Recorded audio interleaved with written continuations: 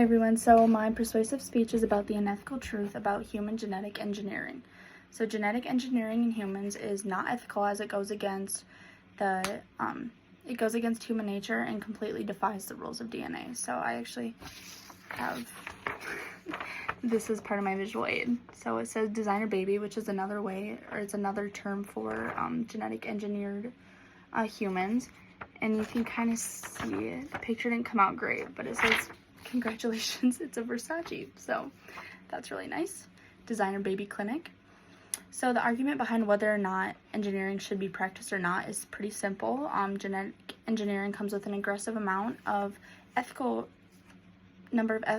concerns about toying with human nature, the potential for unintended consequences, worsening social inequalities, and the inevitable risk of creating irreversible changes to the future generations of our world.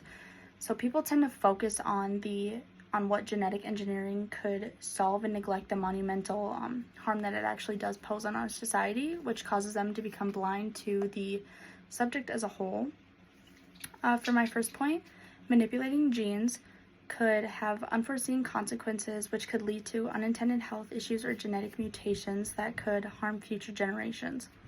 This type of harm to future generations could severely impact the way our society functions, and the uncertainty of that is not worth simply being able to pick and choose what genes you want for your child. There is not enough research or studies to be 100% sure that the long-lasting outcomes of toying with genes will not destroy the society that our world has already spent millenniums building. Even if the countless issues our world already faces were not in the equation, the practice of genetic alteration could cause several new unpredictable problems. And I have another, it's kind of dark, I'm not gonna lie. This is another one that I'm gonna have for my visual aid, and it is a picture of the scientist and these babies going on a conveyor belt. And it says, with human genome editing, we can produce perfect babies without defects or souls. So, according to the bold insight, genetic modification permanently alters the human germline, which genetically modifies kids. When genetically modified kids have their own children of their own, their edited genetic codes will also be passed on. Mutations, alterations, the environmental factors should clearly be considered, but even then, no one knows how these modified germlines will impact future generations. Therefore, genetic modification is not worth the risk. There are too many opportunities for something to go wrong when creating a specific gene sequence, and something so complex cannot be 100% successful. When it is a human or even technology, mistakes are inevitable. I mean, the saying, "I'm only human," is commonly used for a reason. Making mistakes is part of human nature and cannot always be avoided, and even technology comes face to face with issues of its own, including like glitches and stuff like that. So how can you rely on that? So according to the NPR News, the fear is that a mistake could introduce new genetic mutations into the human gene pool that will be passed down for generations. Okay, then on to my next point.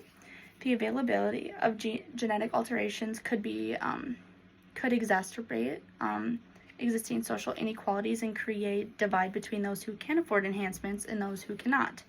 Not only does genetic engineering pose potential threats on inducing even more inequality in our world, but it could also take away an existential amount of genetic diversity. So you can imagine a procedure of this nature and technology takes an unimaginable amount of money. So using technology and resources required for genome editing will not be available to everyone. The only people who will actually be able to be involved in something like this are those who are in the top percentile of wealth. So this creates an even larger divide between the upper, middle, and lower class citizens. According to the Nature Education, it is not feasible for everyone to have access to this type of expensive technology, thus perhaps only the most privileged members of society will be able to will be able to take place in this. And hold on, I'm losing track of these. I printed out a few more in this, here, I need to turn it on. this says choose your child's talent, right? So it has a list of all these babies in a window. It's like when you're window shopping. So it says actor, cartoonist, music genius, tax lawyer. So it's just a list of these, as in you are going to a store to pick out the traits you want your kid to have, which is not right. So the price of the procedure isn't the only way it could be used to cause a social divide and inequality. The families who are able to afford this would be able to give their offspring traits that are superior, such as intelligence. So in doing so, these specific children would be able to accelerate faster than the children who are not genetically engineered, which would likely land them in a better college and open them up to a much broader range of career options, which most of the time would lead to bigger success. And so it's like one big circle. According to Forbes, intelligence could also become an engineered trait in time. Intelligence is more than genetics, but what you inherit is an enormous part of what you can eventually develop. So you could, in theory, make it easier for kids to whip through school, standardized tests, and other hurdles that surround academic achievement. Okay, and for my last point, genetic engineering raises numerous ethical dilemmas, including questions about consent, the right to alter future generational traits, and the potential for exploitation. According to the CBC, an American author and professor says he believes gene editing will be the most consequential ethical issue humans face in the coming decades, and that it could also become problematic if we start using the technology to edit our diversity. One of the most controversial aspects of this topic is whether genetic engineering should be used strictly for medical purposes, such as to prevent genes that cause diseases and other devastating health issues. The issue is that there is no way of constituting what issues are deserving of this type of intense treatment. The CBC stated what we should do is open it to medically necessary gene editing that could prevent people from inheriting alignments such as Huntington's disease or sickle cell disease.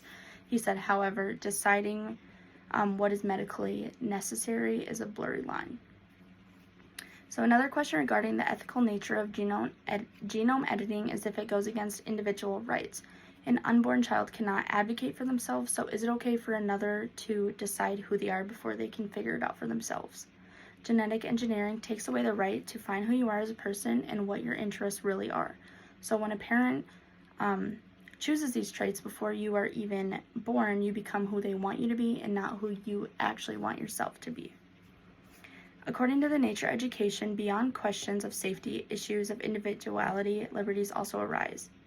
For instance, should parents be allowed to manipulate the genes of their children to select for certain traits when the children themselves cannot give the consent? So, in summary, the complexities and the ethical dilemmas surrounding human genetic engineering are too unpredictable to be considered a reliable method to avoid unfavored traits. So there's no safe or sure way to pick apart and replace specific human genomes to be more desirable, but even if they were, it does not make it right. And I have one last picture. I just gotta figure out what I already did. Here's this last one. Also, two people, parents shopping for what they want their baby to have. So, you can see it talks about hair, skin, race, eyes, ears, everything. Anything you can imagine. So, that is the end of my speech.